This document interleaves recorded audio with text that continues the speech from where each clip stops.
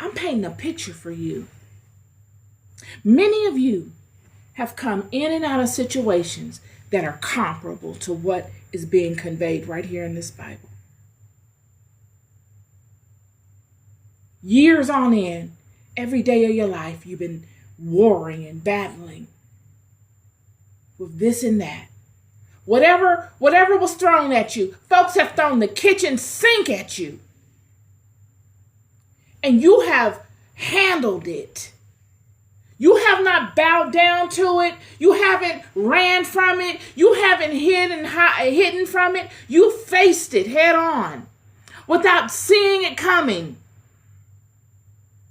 You've been able to be agile enough to face obstacles that you never knew were on their way.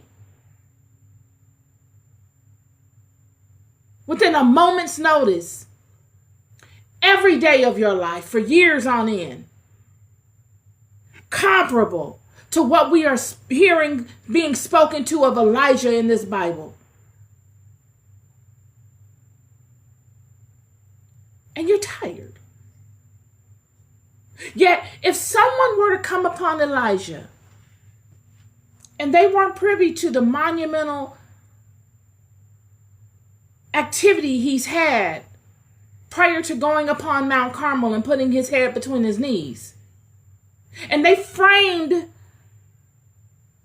an image of him atop Mount Carmel with his head between his knees, wearing nothing but a loose loincloth, they would completely discredit the monumental activity that this man has achieved by himself with nothing but the power of God.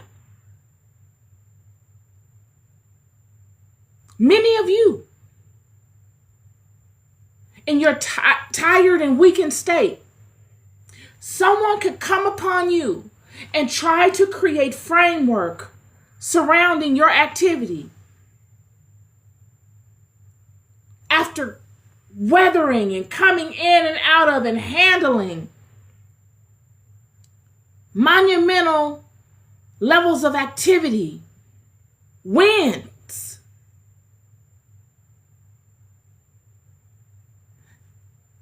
And your activity will be comparable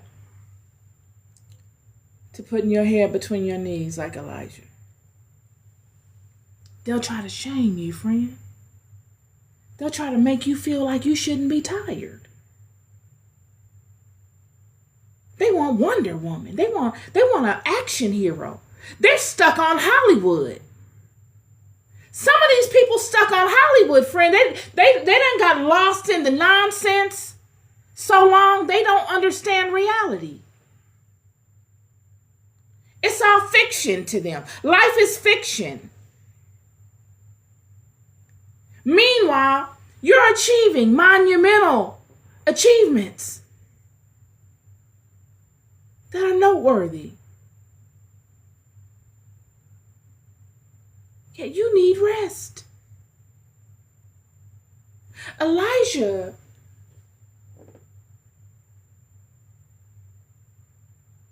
will go on.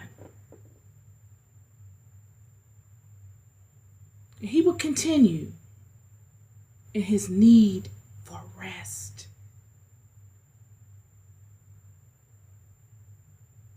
He would run, distance himself from people, and want to be done with it all because he needed rest. High activity people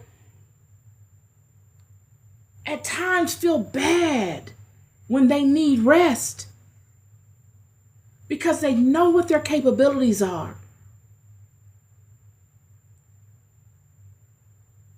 Yet they need rest, friend. Elijah will go and lay up under the juniper tree. He'd ask God, I'm tired, Father. I'm no better than anybody. I'm no better than those that have come before me.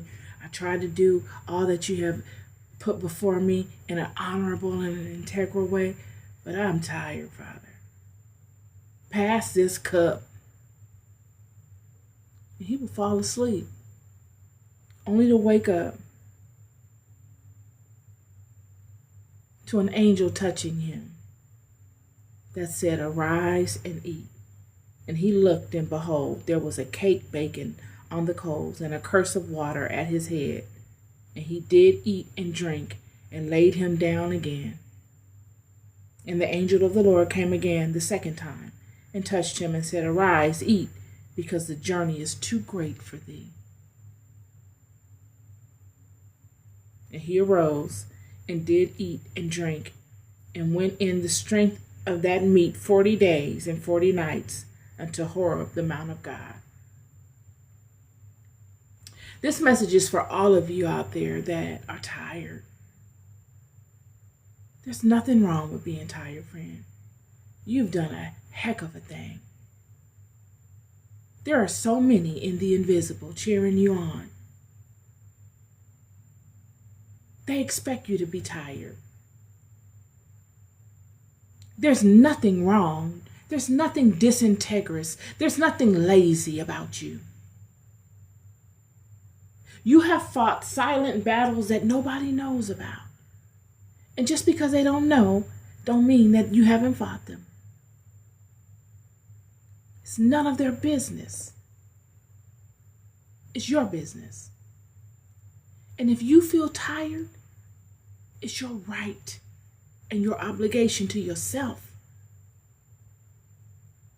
to rest and not feel ashamed for loving yourself enough to rest.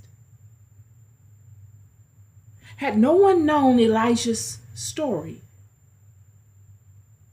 someone could come and frame their own storyline atop Elijah's monumental story.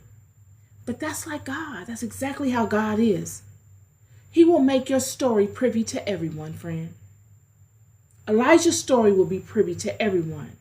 So that even if the servant came and said, "Yeah, I saw Elijah on top of Mount Carmel putting his head between his legs," someone could counter that and say, "Yeah, I guess so. Look at what he went through."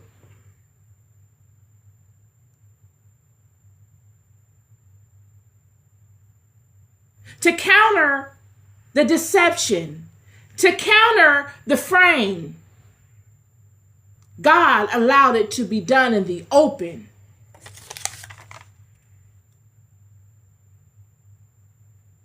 Elijah did what many would call impossible. He called upon the power of God to bring fire down from heaven, and God showed up for him.